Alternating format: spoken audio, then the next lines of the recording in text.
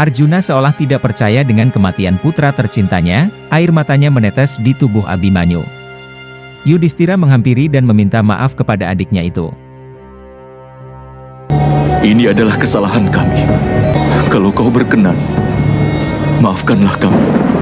Arjuna bertanya siapa yang membuat keempat saudaranya tidak bisa melindungi Abhimanyu. Nakula menjelaskan terkait Jayadrata yang hanya bisa dihentikan oleh Arjuna saja karena dirinya telah berhasil memaksa anugerah dari Dewa Siwa. Arjuna perlahan-lahan mulai naik darah dan akan menghukum semuanya, bagaimanapun juga tidak ada lagi yang bisa dimaafkan. Sekarang saatnya menghukum semuanya. Hukumannya karena menghabisi anakku masa depan Jayadrata adalah di tempat pembakaran mayat. Ini adalah sumpah dari ayah Abhimanyu yang perkasa. Arjuna merasa telah melakukan dosa karena telah memaafkan Jayadrata hingga membuat anaknya gugur. Arjuna bersumpah akan membunuh Jayadrata. Masa depan Jayadrata adalah di tempat pembakaran mayat. Ia langsung berlari mengambil senjatanya dan pergi ke arah perkemahan Kurawa.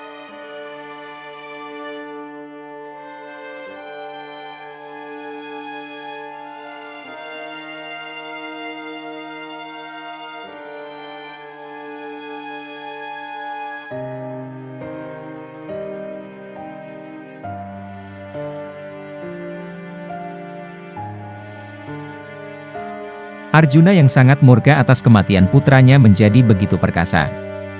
Pasukan Kurawa tak ada yang bisa menghentikan Arjuna yang sedang berkuda.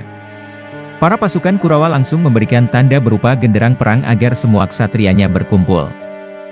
Mereka semua menyaksikan kedatangan Pangeran Arjuna.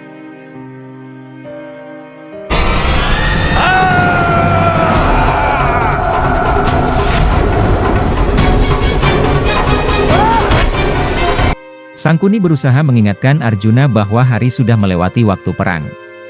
Aku di sini bukan untuk perang tapi untuk menghukum, lihatlah kemarahanku. Raja Sangkuni dan Raja Madra yang mencoba maju menghentikan Arjuna langsung menerima kekuatan dari Pangeran Arjuna.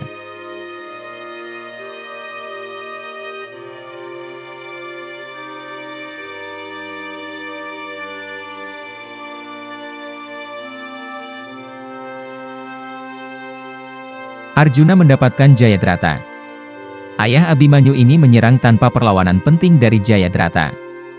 Guru Drona mencoba menenangkan muridnya itu.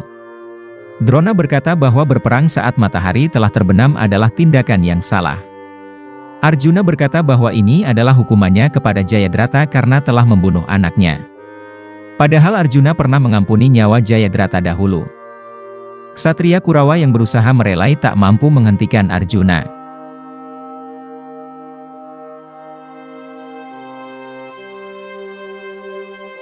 Bima bersama kedua adiknya datang menyusul dan membuat keonaran di perkemahan Kurawa.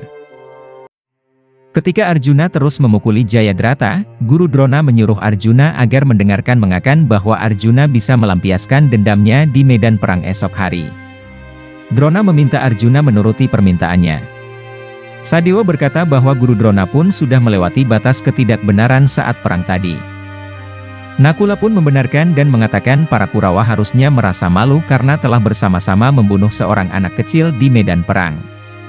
Kemudian Yudhistira datang dan terus membujuk adiknya serta mengingatkan keberanian Abhimanyu dalam mempertahankan kebenarannya. Yudhistira meminta Arjuna tidak menodai perjuangan Abhimanyu. Pangeran Duryudana dan Raja Anggakarna datang ke tempat kerusuhan ini. Arjuna mengatakan bahwa ia memaafkan Jayadrata saat ini, namun ia bersumpah bahwa akan menghabisi Jayadrata sebelum senja. Atau jika ia tidak dapat membunuh Jayadrata maka Raja Sindhu yang akan membakar Arjuna. Besok sebelum matahari terbenam akan ada dua tempat pembakaran mayat di medan perang, satu untuk anakku yaitu Abhimanyu yang akan membuat jalannya menuju Nirwana dan satu lagi untuk Jayadrata. Kalau tidak aku akan menghabisi diriku sendiri. Para ksatria Kurawa berkumpul untuk membahas strategi esok hari dan mempersiapkan kematian Arjuna. Dursasana mengatakan bahwa kematian Arjuna adalah pasti untuk esok hari. Raja Sindhu membenarkan omongan Dursasana. Jayadrata mengatakan bahwa ia sudah diberikan berkat oleh ayahnya. Yaitu jika ada yang membunuhnya maka pembunuh Jayadrata tersebut juga akan mati terbakar seketika itu. Juga Jayadrata mengatakan bahwa ini adalah keuntungan bagi Kurawa, namun Raja Sindhu juga berharap tidak mati esok hari. Duryudana berjanji akan melakukan sesuatu untuk melindungi adik iparnya tersebut.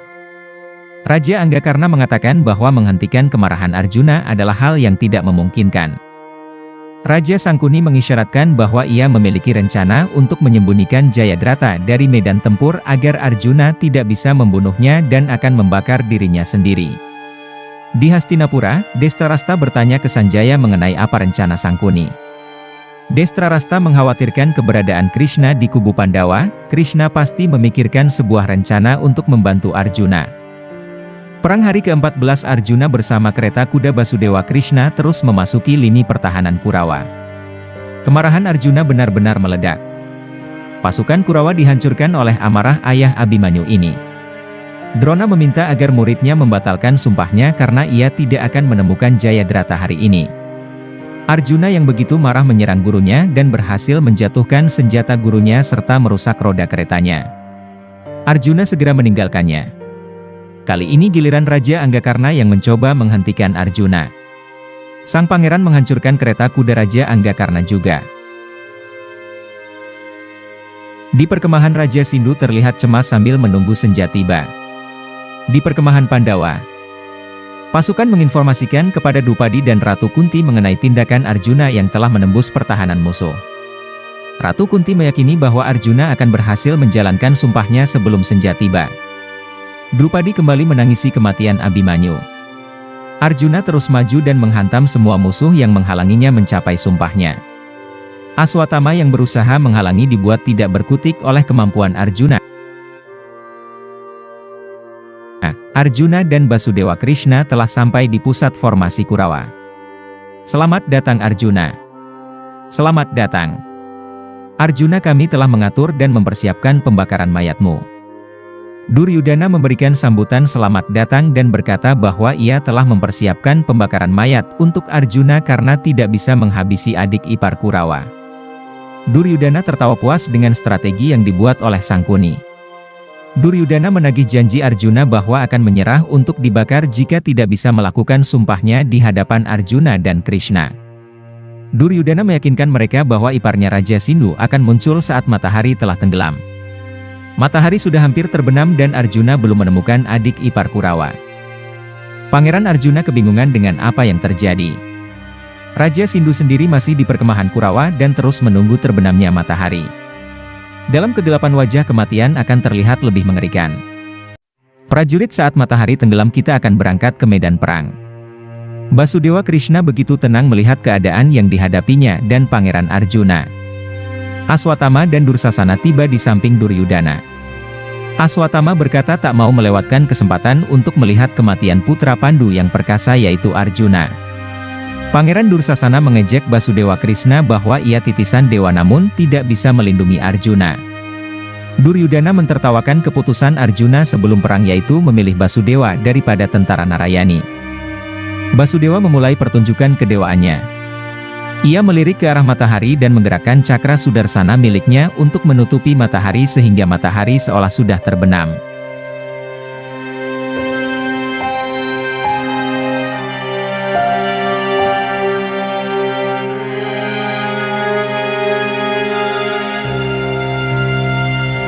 Duryudana dengan sangat bangga dan percaya diri mengatakan bahwa Arjuna telah kalah. Arjuna mengatakan bahwa Basudewa Krishna adalah yang maha kuasa, pasti kegagalan Arjuna telah ia rencanakan. Engkau adalah maha kuasa Krishna. Aku yakin kegagalanku ini pasti sudah kau rencanakan. Arjuna menerima takdirnya. Raja Sindhu menerima kabar bahwa matahari telah terbenam.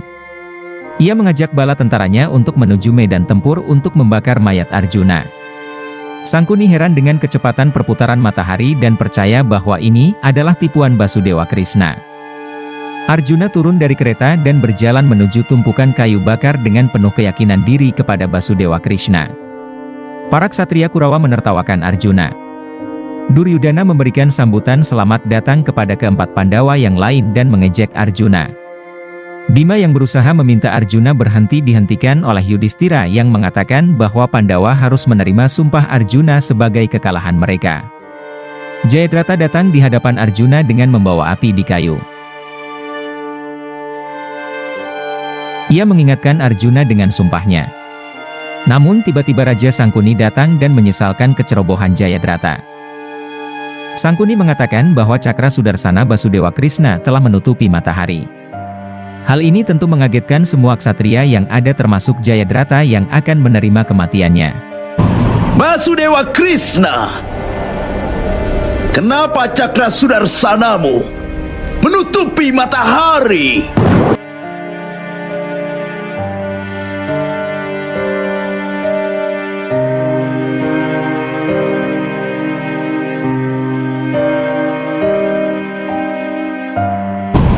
Aku tidak bisa membuat matahari tenggelam. Tapi aku pasti bisa membuat suasana seperti matahari sudah tenggelam, Paman.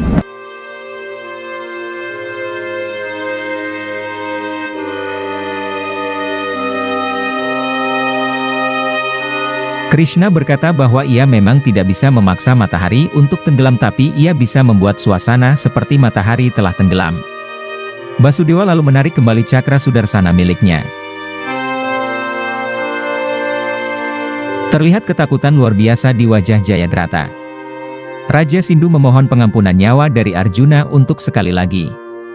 Jayadrata mengingatkan mengenai anugerah dari ayahnya untuk Jayadrata. Karena itulah aku akan memanahmu dengan Pashupatastra ke arahmu, yang akan membuat kepalamu terpenggal dan jatuh tepat di pangkuan ayahmu sendiri. Duryudana meminta semua ksatrianya untuk menghentikan Arjuna. Arjuna segera menarik busurnya dan memegang kepala Jayadrata dengan Pashupatastra hingga membuat kepala Raja Sindhu terpental ke pangkuan ayahnya hingga terbakar.